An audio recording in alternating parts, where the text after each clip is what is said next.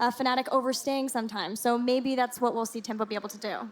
Jay, how in terms of the metas colliding here, I mean, Fnatic, they're pretty scary. They're a team that in BlizzCon, as Paul mentioned, they did end up going over the Koreans, but they're a team that just tends to thrive in a series. Best of 5, they evolve. They evolve better than almost any other team, period.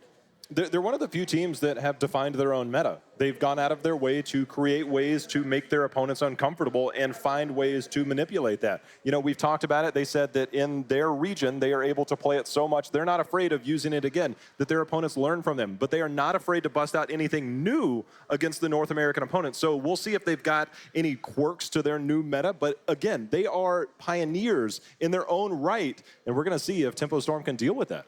I mean, Dred, give me the real talk. What are your straight-up expectations of this series? At best, 3-1 in favor of Fnatic. I think Tempo Storm, if they are going to be able to take this series, they are going to have to not only play better than maybe they ever have in their past, but more importantly, I think beyond anything else, is show adjustments, not only in the draft. I think more importantly, when things are bad in the game and things are working out, they have to figure out what and why and how to turn that around. And I think like a good way to kind of explain that would be, you know, even looking at the Dignitas series that we just watched on Towers of Doom, the adjustments in the middle of the game, Tempo, they have to make those kind of plays. They have to learn in the middle of a game how to turn the tides. And we'll see if they have those tools. Either way, see the bans. Pick is going to be Towers of Doom that we're going to for Tempo Storm. Has Warhead Junction ever been non-banned in this competition? That is a good question. Off the top of my head, I don't know that stat, but I'm going to say it's very, very likely. Yeah, I mean, but Towers of Doom, Gillyweed, how you feeling here? Towers of Doom is great for Tempo Storm. One of the things that stood out to me for this match is Tempo and Fnatic actually have a lot of similarities in a lot of their primary heroes that they like, things like Falstad, Malfurion, some of their most played, etc. But then also, as well, a lot of their favorite battlegrounds, Cursed Hollow, Towers of Doom, Tomb even. So that bodes well for Tempo. You know, one thing I really want to look at here is some of the tournament stats between two of the top players of these teams. We've got Schwimpy versus Koth and Luck to see how they stand. Again, this is specifically for the Western Clash, not the season. Yeah, and so already looking at these stats, I mean, it's amazing the fact that neither of them have even died really in this tournament whatsoever, but the kill participation there for both is actually pretty similar to one another. So, I mean, you know, Kothan obviously pulling ahead a little bit when it comes to the takedowns overall, but these two guys just very much playing on point. Yeah, both of these teams were able to have 2-0 victories over their opponents in their primary series. So whereas Misfits and Dignitas both did drop one game to their opponents in the first match, these two are coming in undefeated. They both play a lot of the globals too, Jay Howe. I mean, looking at Towers of Doom, globals are a big part of that story. It's a big part of the story, I think, for both these teams, and it will be a priority throughout. We've seen a lot of Dahaka for Wubby lately. It's something we talked to him specifically about, is how this meta is fitting his hero pool specifically and how he's been able to adapt. And then we already talked about Quacknix and Falstad. They go hand in hand a lot of times, but their team is so diverse in their hero picks that you never know what's going to happen, but you can see a high priority, I think, between Dahaka and Falstad for sure on this battleground. Yeah, I mean, Falstad, the most played hero for both Koth and Luck and Quack. And I mean, does that change the dynamic of the bans? Because typically, you know, you see the Tassadar. Some teams will opt to focus on the supports because they see more preference there. And obviously with Dignitas, that was not the case. I mean, those supports are just way too flexible. I think it could a little bit when it comes to the bans. I think if it adjusts anything consistently, it would be the priority in which Falstad is picked. He may rise from like a 2-3 slot if you're first pick to just absolute first pick. But that being banned, I don't see that being that big of a power play unless Dahaka is going to be a big power play. Like they're going to move in directly. They ban out the Falstad, they move into the Dahaka, and that seems far more Fnatic-esque than it does North American Tempo Storm. But beyond the Falstad, are there any weird bans that you might expect to see in this series? Ooh, that's got to be a tough one. What about Zeratul? I don't know if it'd be that weird, but yeah, I think Zeratul on the side of Fnatic, I can see fear of, you know, Psalm Zeratul. North America obviously has put more priority into that hero than pretty much, well, definitely Europe, and not so much all over the world. But TAS is going to be the first ban. That's a very TAS or a Fnatic-esque ban before. It was really interesting to see Fnatic come into this tournament and not prioritize banning him as much in their first series, but this is way more what I was coming to expect from them. Ban Dahaka, first pick Falstad. In 5 games that they've played on Towers of Doom, 3 times they've picked Zeratul, has Tempo Storm. The other 2 times, the other team picked it. So it's actually been a 100% involvement rate in the Tempo Storm games on Towers of Doom, and they are picking it up here early. I think maybe they were forcing that, sort of baiting it a little bit, so that Fnatic would get Falstad, but that would guarantee Tempo to get Zeratul as well as Malfurion here. Yeah, I mean, that entire beginning was absolutely calculated. I think both teams knew up until this point what the first 5 were going to be. The question is, I think right now, what is Fnatic going to make here in the next 2 picks here? What is going to be, be able to turn this, because we have such a powerful and comfortable duo on the side of Tempo so far. We've seen a fair bit of Zeratul paired with Muradin. Obviously, with Dignitas, we saw the Abathur in play as well. Considering the globals are a very powerful tool here for this battleground in particular, do you see there's any chance of Tempo trying to bust out the Abathur as something new for them? Because we do not see a lot of it. I'm going to say no. It just doesn't fit their playstyle very, very well. I would like to see it. I think it's an awesome strategy, but it just doesn't really play into their strengths that well. Knew Fnatic was going to get Brightwing. They, in general, follow the European standard of Malfurion first and then Rhaegar second, sometimes even ahead in certain battlegrounds and compositions. But here on Towers of Doom, they love having Brightwing. They are not at all concerned with having even necessarily Tastar along with the Brightwing. So very comfortable, and that is Smexy Classic. He's been playing Brightwing for a really long time. It seems like they're trying to take control of Assassins, and one of the things that we see a lot of Tempo Storm, not only the Johanna pickup that we talked about yesterday, which could be coming in, but also Li Ming is a priority, and it's also a hero that we see Schwimpy play a lot. So the battle over that, for that backline, could be something that they try and focus on as far as Tempo Storm goes during the next rotation. Yeah, especially pairing it with Zeratul. Like, Zeratul Malfurion is probably like the dream Li Ming initiation, just because, again, she, not only with the isolations, but she pretty much primes for a perfect reset the minute that it drops with Twilight Dream stacked on top. Fnatic, though, is hovering over this Abathur. Whether it be just absolute fear of the strategy overall, or maybe something that we, scrims behind the scenes, Tempo Storm's kind of making some changes. It is going to be removed here. Again, the Li Ming is now going to be up. I thought maybe that'd be an ETC ban to try and take that away from Tempo. That being said, it's not like it's that high of a priority for Tempo Storm in the past. Especially on towers. Exactly. They like their Johanna. Yeah, it just seems like, with the double global, removing the very last option, if that's what they were afraid of, might be where they go. But instead, it is fear of the Abbey. I really wonder right now for Tempo Storm. Obviously, I think Li Ming could be a priority here. You run in the risk of, and it's almost crazy to say this, but you run the risk of maybe giving up a Chromie if you try and take too much away. And do you know how to play against it? They go Li Ming, they go Muradin as opposed to Johanna, which they've played 5 of the last 6 games on Towers of Doom. Yeah. Going with a little bit stronger frontline control with Varian up there. And just a fun fact for you guys, Fury has not played Muradin yet in the pro season of HGC, which is crazy. Now, Muradin's obviously a powerhouse. Fury likes the Johanna, as you mentioned, but we've seen this trend all day long with Zeratul, Muradin for that power diving in. That's so crazy to see them make that adjustment, especially since he had a ton of success with Johanna even as early as yesterday, or as late as yesterday. His condemns to be able to stop the mosh pit was insane. I told him, I was talking to him on the shuttle on the way here, I was like, I don't often say this, but your Johanna plays were insane yesterday. And he was like, I saved my whole team. He was very proud.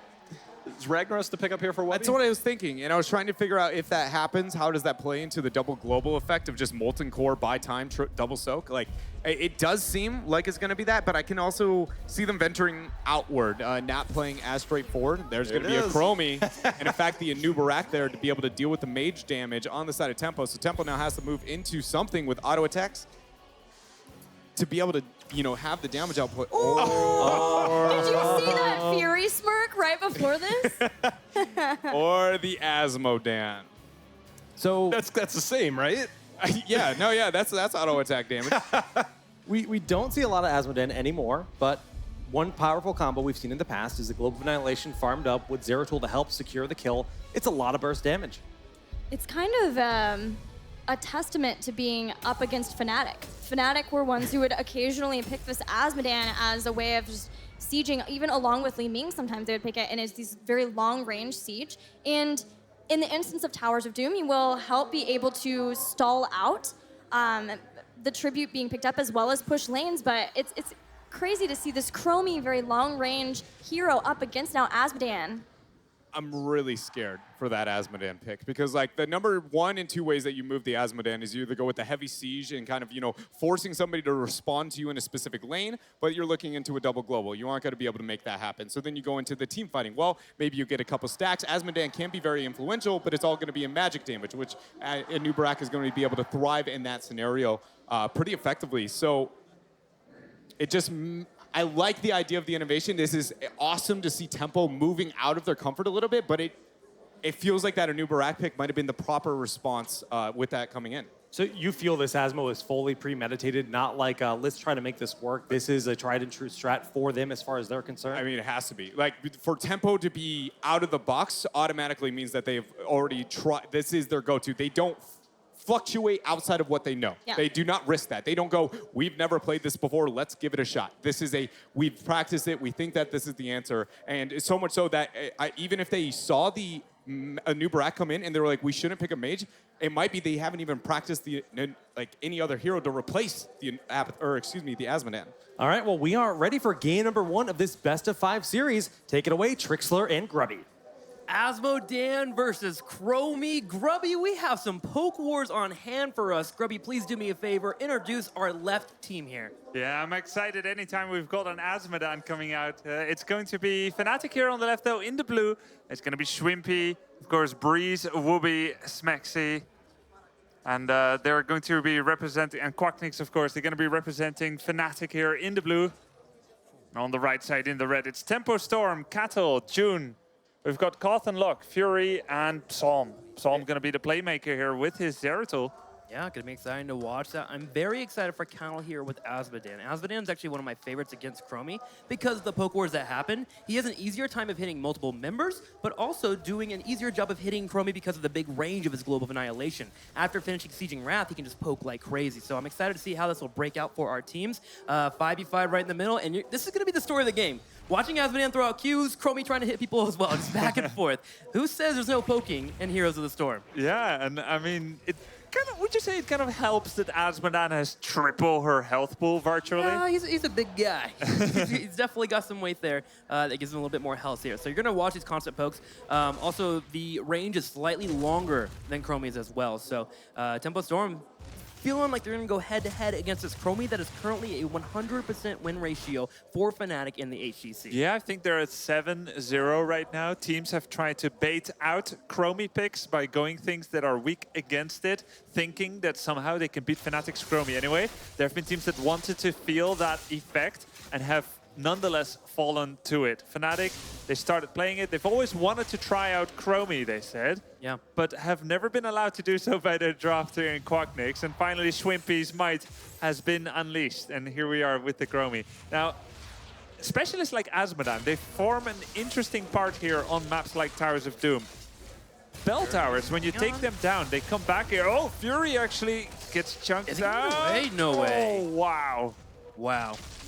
Fury barely walking away there. That's one of the major problems with dealing with the tank when you do run a mage, is you have to have some auto attacks to finish off those heroes. The tanks, and Nubrak in particular, don't bring it in. But regardless, back to your point. Well, you know, I guess it doesn't matter too much. We'll see later the late game power of a hero like Asmodan who has the pushing. But one thing about this is you don't need to kill a hero to virtually get the same effect as killing him. Murden may not have gone down, but we did earn a Goblin Sapper camp there on the side of Fnatic because they were in fighting form. Tempo Storm was not. So they're going to be able to have that. Now, Big chunk there from Chthon. Moving in on Quacknix. Mexi will finally grab the altar in the bottom. Zeratul applied pressure to Wubby in the top left, while the other altar has been left alone in the top right for Tempo Storm. They've elected to build up an army in the middle lane to make Falstad come deal with this situation, and then from here they can get the rotations they would like. However, they are still not moving towards altars. yeah, I have to question kind of the wisdom of trying to steal Fnatic's altar and giving away their own till now. I think the idea for Tempo Storm here is Building up stacks. Yes, they have both forever for Cattle to finish Seething Wrath. But I think they want to get pressure on the bottom, get a bell tower early, which makes Falstad come defend it because Falstad's the main auto attacker for Fnatic, and that gives the ability for Asmodan to put General Hell into different lanes and pressure down other lanes and get them lower. So the idea is we get so much map control early, we're good to go, and we can slow down this altar phase for a long duration by just poking it. Trixler, do you mean that they're leaving up this altar as a honeypot? They want to make sure that several members are attributed to it? They have made Fnatic the Pooh Bear, the Winnie the Pooh of Heroes of the Storm right here. Please come get this honeypot. However, Fnatic hasn't really bitten. They put 4 people on the bottom. They've identified this strategy of getting mercenary camps in the bottom and applying pressure, and they just send a Nubrak over it. Nubrak gets poked, but he's just basically there to check to make sure no one's channeling. This is pretty sick. Fnatic sees what Tempo is doing and are deciding to let him get away with it. They're not saying like, oh, there's something for the taking. Let's try and take it with all hands on deck. No, they attribute, this Anubrak to it. He still gets his experience. He does his, his day job of getting the minions. That's about it. No further investment. Yeah, this is looking more and more like a split push build here from Asmodan as well. He got Army of Hell at level 4, which increases damage of the minions that he spawns, but also reduces the mana cost. So you kind of spam down those minions one way. So eventually Asmodan could move to a scenario where he's just middle, pushing it in, and then dropping a General Hell in the top or the bottom lane based on where the opponents are at, and setting himself up to consistently get towers weaker for later on. This is a pretty key talent here, Trixler. He went for Infernal Globe, not for Bound Minion. That means that he is going to be more teamfight oriented. It increases the travel time of the Orb of Annihilation and makes it far more accurate in teamfight. So he is going to be a damage dealer in addition to having that General of Hell split push pressure. Well, Fnatic doing what they are good at doing, putting pressure in different lanes here. They have Varian set up with Schwimpy so they can get the follow-up there from the Dragon's Breath and, of course, the Sandblast, doing their best to apply damage when possible. But, again, just slowing down any strategy for Tempo Storm. Tempo Storm has a scouting drone here in the bottom right, just watching out for any invade that could occur. Normally, when a Varian or a double tank composition is available for the opposing team, they will invade often. So scouting drone, very important. Tempo Storm is holding their own so far against Fnatic, and they've done well in their region. People don't talk as much about Tempo Storm as they do about Gale Force. Hold that thought, if Fury gets attacked. There we go with that level 10, at level 8 already by Chromie. He gets the combo with Temporal Loop to confirm the kill on Muradin. And another poke here on June. He gets body blocked by Wubby as Wubby goes for the dive. Breeze up here as well. And now they get the invade no matter if there is a scouting drone there, as 2 members have fallen. Back to your point, yes, Tempo Storm doesn't really get the recognition that many would assume they would get with how statistically great they are. They're a wonderful team. They secure victories, and they're holding their own in the North American League. The problem is they're not very flashy. They're not a team that really kind of shows up and shows their skill. Psalm getting picked up in the very top. It's kind of interesting. You look at Tempo Storm and you get a sense of, do you guys believe in us? Do you think we can win games? And some people can if you look at the numbers, but we need to see decisive wins from them. Right now, it's not looking too good, but they've brought out Asmodan and they can bring that flash. What else would you like to see from Tempo Storm? I mean, at this point, I think, the team is there, the members are there, the skill is there. What they need is some big wins to convince people to put them on the world map as a worthy challenger. Their stratagem of delaying their own bell tower here, the capture of that altar, has not really paid off. Not only did they lose that fort first, which was a result of that early level 10 talent pick by Chromie. She gets her heroic at level 8, which led to 2 kills as Jun tried to save Fury, which led to the loss of the tower. And finally, this strategy of delaying the capture of their own altar really didn't pay off. But what Tempo Storm needs here is a big win. Even a map or 2 out of Fnatic here in this series would really help, I think, to give them confidence and to give people confidence in them. Yeah, would really cement them as some of the top teams in the world. Now, 11-10 here. Tempo Storm finally getting that big heroic power strike. Psalm coming in from the left side. Void Prison available, looking for a potential fight as Brightwing and Falstad are currently at the very top grabbing mercenaries. Will Wubby or Chromie be picked off? There's some poke. This is a 4 versus 2. In theory, with a hero like Zeratul, you can initiate, you can capture Chromie. Stormbolt misses, that's a pretty big deal. In comes Brightwing suddenly. Now it's not a 4v3 anymore, and not a 4v2. There's a fort there also.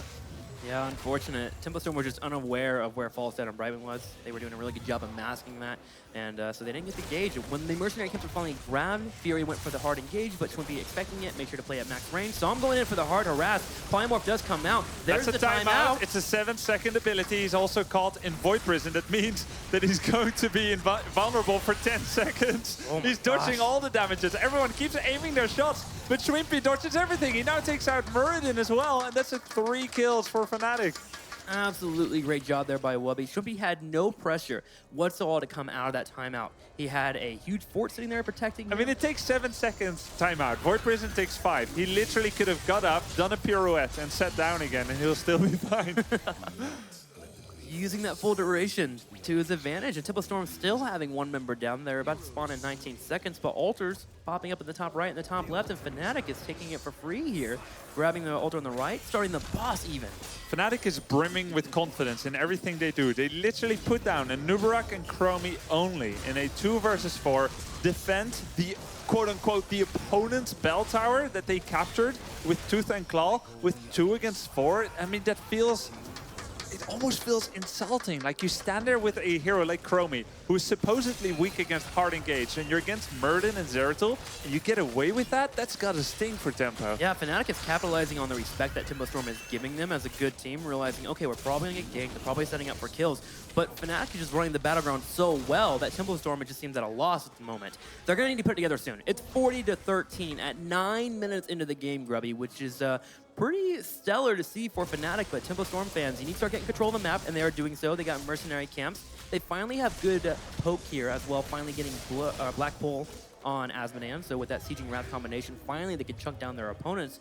But it's going to come down to an engage eventually from Psalm. Psalm's going to be the playmaker here for this team. Yeah, the Zeratul Void Prison into Twilight Dream, into a nice empowered Orb of Annihilation from Asmodan is going to be key. And we know that this is probably a pre-prepared strategy for Tempo Storm, going with the Asmodan here. They must be expecting what Fnatic could be bringing out here, the Chromie plays, their general globalization playstyle here with heroes like Brightwing and Falstad. So they have prepared for the situation, but we have yet to see the exact way that their strategy is going to be working out. They have not been allowed to play their own game yet. To the credits of Fnatic, maybe Tempo Storm need to wake up a little bit here. Well, Tempo Storm has done a good job of controlling the Mercs in the bottom, but they are taking pressure on their bell tower in the bottom right.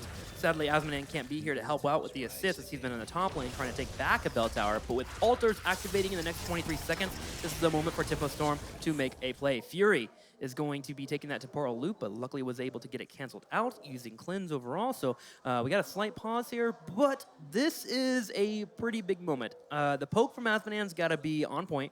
I would recommend making sure you set up on that bell tower on the bottom right as he can siege to both the middle and the bottom altar and delay the channeling and find a way for Psalm to get in that back line and get a pick on Chromie or Brightwing. Yeah, that's going to be the best situation here for Tempo Storm. They're in a pretty harrowing position with a 13-40 HP on the core situation, but they're in the best situation yet. It's a level 14 situation against level 15. They're only a level down, not even a talent down, not counting Chromie's talent. You're always a talent down against Chromie. She's unfair, isn't she?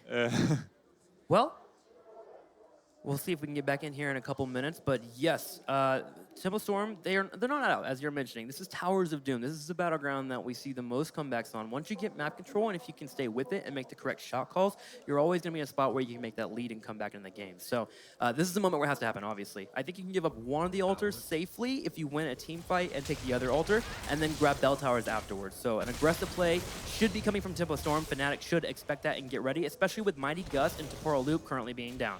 It does look like the situation is solved. The game is back here. Tempo Storm's moment could be coming here. Murden gets taunted. He survives through it for now. That's a lot of abilities used on him. This could be Tempo Storm's moment. Look for Psalm to go around and find an angle. Maybe doesn't want to go past Anubarak. He's got Burning Rage. He will reveal Zeratul immediately. Psalm looking for his moment. Brightwing gets the channel on the bottom, as that time trap prevented Fury from getting aggressive. Also, Cattle had already used his Sieging Wrath to stop the bottom altar space, so they had no poke available for them, especially with the body blocking from Breeze on the right side. Now only one altar will remain. Tempo Storm looking to set up well. They do have a solid concave, but Wubby already popping his engage in a second here. Will be having his heroic, and Temporal Loop is available in 5 seconds. Chromie's accuracy here, Shrimpy, he is sublime. He hits Psalm once with a Q and an auto attack and brings him to 60% life. There we go, with another hit. Falstad! Nice. Falstad, the blink, heal, and cleanse will save him. Shrimpy is going to be phase shifted onto, and they are much healthier than their opponents. Quacknix will be able to get healed up soon here, be able to fly back into the fight if he would like to. Nubrex on the right, keeping up with the pressure, and if Falstad flies in healthy, this is a scary moment. Look at Cattle. He's low on mana already, a little bit chunked on the health side too. June in the middle at the same time. Falstad will head to the middle here to deal with the pressure, but he is available. There's no major threat right now from Tempo Storm. Shrimpy's accuracy is through the roof. Every Suns Blast is hitting its target. There we go! What? my lung just fell out of my body. Gosh, Swimpy destroying there. June getting taunted by Breeze. Falstad flying at the same time, and suddenly Fnatic has another ult they can take. But the thing is, with 2 members down, they don't have to do it. They can grab mercenary camps instead, get pressure on the bottom bell tower, and get more points. Yep, that's what they're going to be doing. They take this bell tower, then the cannon shots will represent 5 points. Fury. No. Oh, that was close. Huh? Varian? Superman! So the cool thing about this is they're going to get 5 shots, which means that the boss is a win condition. The next bell tower is going to be a win condition. That's a pretty big issue here for Tempo Storm. That it is. 5 shots going down, meaning that their core is down to 4 health currently. Mercenary camps being grabbed, and Fnatic in full control right now, looking like they could go for a shutout here. I mean, the fact that Swimpy is hitting his Sand Blast with that level 13 talent that he has, 14 talent in Shifting Sands, the more he hits it consecutively, the more the overall ability power of Chromie goes up. He's got the base ability power from level 1, which is a 5%, and then another 40% from full consecutive Sandblast hits. That's how he was able to chunk Zeratul from pretty much full life with just 2 abilities. And the problem is, if they survive to this, Quagnix with the Mighty Gust trying to ensure the Mercenary camps go through, the Void Prison comes out, Cattle setting up for some aggression, Cuthon on the right, bringing in Disintegrate. There will be a big Twilight Ring from June, doesn't really do too much. It silences the 2 tanks, but they move in for an engage anyways. Fury will turn around and try to attempt the fight. Now, the good news is the Mercenary camps were cleaned up, but yet, the fight does not go the way of Tempo Storm. In fact, another engage is occurring. Fury's in trouble, Temporal Loop coming out. Yeah, very well. Oh, Burning gets blown up. There was no cleanse available anymore. That's what Swimpy is waiting for here. Having said that, well done by Tempo Storm to stop all the Goblin Sappers. They killed all 6 of them. No matter how many heroes they lose, that's to their credit, and it keeps them alive for now. But now we have a very nasty situation for Tempo Storm where they have to stop 5 heroes with 3. Correct me. 5 heroes with 2. As they're going for the boss. Fnatic is looking for the Hail Mary to finish it off here. 4 cannon tower shots is what this boss will fire if it is successfully captured by Fnatic. If you need a Hail Mary, you do have the hero to do it, and that's Li Ming, but will it be here in time? She's not even getting a chance to walk in here. Time cut set up, Anubrak goes out for the dive, and Fnatic looks to end this game. 40-0 in less than 15 minutes. Congratulations to Fnatic in this first game, walking away with the victory, and it was flawless. They look as dominant as I thought they would be at the beginning of this tournament. Fnatic reigning supreme here in this first game. A very rough awakening call here for Tempo Storm. 40-0 Trickster. Damn. There seems to be a reason why, if the second ban phase is available and Chromie has not been picked up and there's any possibility she could be chosen, it's banned out by the opposing team. And that's one of the reasons why. Swimpy does not miss with that hero. He is completely accurate to a point where it seems unfair. Yeah, I mean, sometimes, you know, I know you're an avid Chromie player. I play her from time to time. And when I miss my skill shots, I'm like, well, you know, it's not just me. The opponent is moving to dodge them, right? But actually, no matter how many they dodge, Swimpy, he hits his shots anyway. It's very impressive. Yeah, it's homing missiles, it would appear. Set up, he picked up a talent before level 1 that he set up on. So, wow, incredible game there. But let's go to our expert analysis to get a figure on what exactly happened in that match. I think the simplest way to put that is Fnatic just gave Tempo an ass whooping. They really did. Just threw him on the ground and that was it. But I was not expecting that. yeah, Gilly, why don't you You, give us that- some actual analysis? All right, so 2 words I have for you, and that's timeout. The minute Chromie got that at level 11, it was just like any time Zeratul, Sam, anybody tried to jump on her, she had timeout. She had 7 seconds for the team to either Varian charge in to be able to hit Zeratul or anybody else. They still had Gust if they really wanted to be able to completely disengage. Chromie was absolutely safe, always. I'm pretty sure that wasn't a peace sign when they came out. It was like, yeah, we're about to go 2-0 against North America. I think that was just foreshadowing. They're going to win so hard, they don't have to go to game 3. Okay, so let's take a minute. I get it. It's fun. It's fun. They took a risk in a comp. Yeah. Right? That being said, the pick priority on the side of Fnatic made it to where no matter what, Tempo obviously came in with the idea of what they wanted to run, but those last 2 picks, with it, having the Chromie, having the Anubrak, was a perfect counter to the Asmo. Like the Asmo was into, like, he cannot kill anyone because it's anti-mage. Like, the best odds were the fact that it was a solo support Brightwing. It might struggle on a map that's going to make it longer into the raw poke. But other than that, the Asmo only buys delay, but into a double global, that's not going to do much. The split siege isn't going to do much. So what I'm trying to say is Tempo obviously came in with an idea. They came in with a strategy they wanted to run, but the two picks they were soft counters to exactly what Tempo was moving into, to the point where it was just like, we either bail on our strategy completely and move into a direct auto attacker and hope that we can take team fights, which is probably unrealistic by what they gave up, or they lock in the Asmo and just hope that somehow it works out. Well, when we look at the actual strategy, you know, the draft is there. They're going for the strat. They left that one top right altar for, I think it was like over 6 minutes, right? Yeah. Level 10 was pretty much on the table for both teams at that point when it was finally collected. Do you like that idea for a strat to just kind of stall it out? What are your thoughts on it? I mean, anytime that you can bait or wait on a map objective to be able to gain a power spike elsewhere is a top-tier strategy. Anything, I think that shows, I mean, a solid difference between good and great teams, understanding what you can gain in this situation versus the next. That being said, obviously, the patience maybe isn't going to be the best interest with that style of strategy. It just is.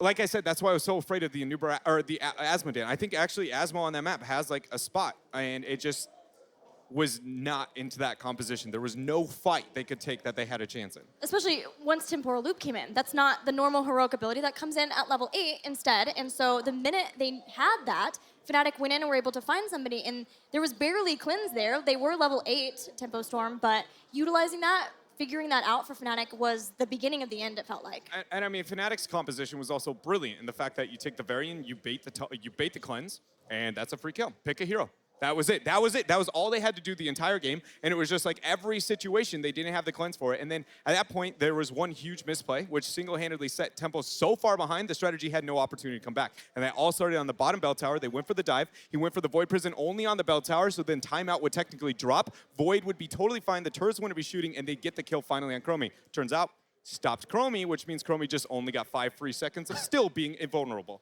Well, I mean, so far in this tournament, we've seen 3 games from Fnatic, all versus NA. All 3 NA games were kind of weird strats, specifically constructed to try to throw off Fnatic. We're going to get ready for the second game of the series to see if Tempo's going to stay standard or do another weird targeted strat.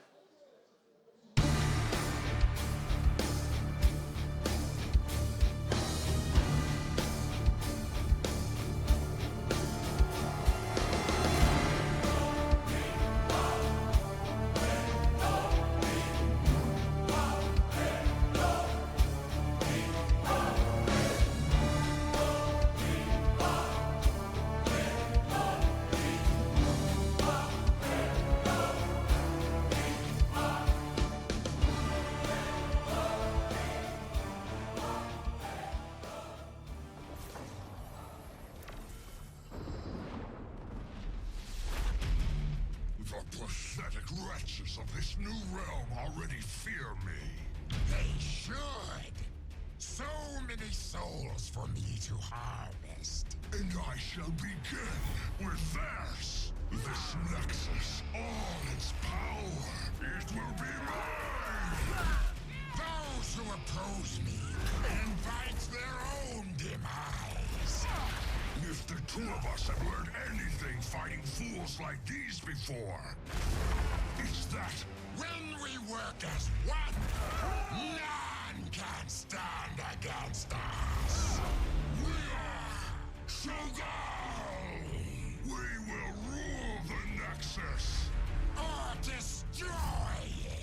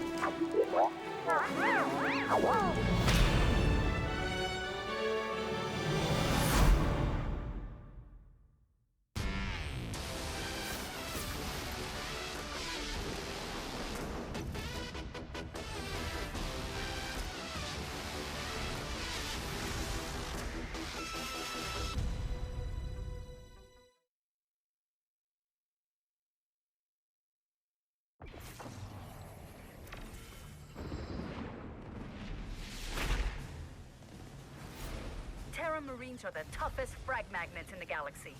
But when they're in trouble, guess who they call? Winning a battle is more than just shooting enemy soldiers. It's about saving your own. I protect every member of my squad with my life.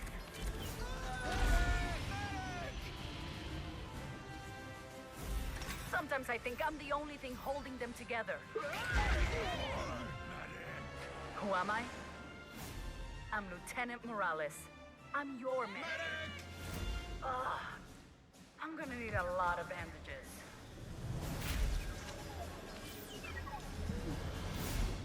Fnatic with a super decisive game number 1 here. We're getting ready for game number 2. And we have a lot to talk about. I mean, first off, Gilly, I just want to ask you, how do you feel about North America's approach to Fnatic in general? Well, Jake, it's almost, I don't want to say disrespectful, but it feels borderline almost. When we look at Gale Force Esports, they didn't ban Tomb, which is far and above for as long as we've known Fnatic, their best and favorite battleground. Knowing that, okay, Fnatic's probably going to take us there, they plan a strategy, doesn't work out. It gets close, they have moments, but it is still Fnatic's map overall. And then now, it's Towers of Doom and Tempo Storm.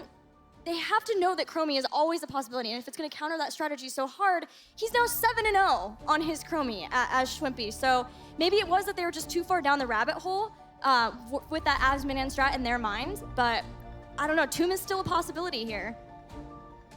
So based on that logic, Tomb would be a very likely pick if it was going to be the choice on the side of Fnatic. It's like, did Tempo decide they wanted to take the map pick or first pick? Because if it's first pick, we're going to Tomb, which in fact is going to be the case. So now, Tempo Storm, you knew this was going to happen. Yes. You absolutely knew this was going to happen. There has to be something in the draft that right out the gates we see, okay, well, it's well thought out. I mean, that's all you can ask for if they're going to have a shot in this next game. It's tough. This is actually where they started to bring out the Chromie. It's going to warrant a Chromie ban at this point, but if that's your strategy, and as you said, not banning out this map in particular, I mean, at what point do you take first pick or the map pick? I mean, Fnatic has dropped 3 games on Dragonshire this season. Yeah. They're 1-3. It used to be what they were known for last year. Their meta has shifted, things have shifted. It's almost like, do you try and turn the tides and take control of something like that, or do you give up what could be perceived as their best map? It should be remembered, though, that this is also a good battleground for Tomb the Spider, or for obviously Tomb the Spider Queen, but Tempo Storm. That Tempo has picked this before, too. It is still a comfort place for them, but I would still be scared against Fnatic here. It legitimately feels like Fnatic created Tomb of the Spider Queen. Right. Like, to be honest, like, it does. It's actually gross. how good they are at this map. So what is going to be the first pick here for Tempo Storm? Going to the Tomb of the Spider Queen. I'm guessing by the lack of dominant first pick here on the side of Tempo, already they didn't expect that ban to come out of Fnatic. They expected to have them Malfurion. So I'm guessing they're trying to gauge, is the Tassadar worth it in this position? Because again, they had to know this, right? Like we went over this, the calculation had to be there. So not getting that snap first lock-in. The last couple times they've played this, they've gone Zarya. And I remember that epic Zarya game that you guys casted where Zarya made it to 20. You cannot give Fnatic the opportunity to go Tassadar and Leoric on this map. It makes me want to vomit in my mouth how impressive they are with it.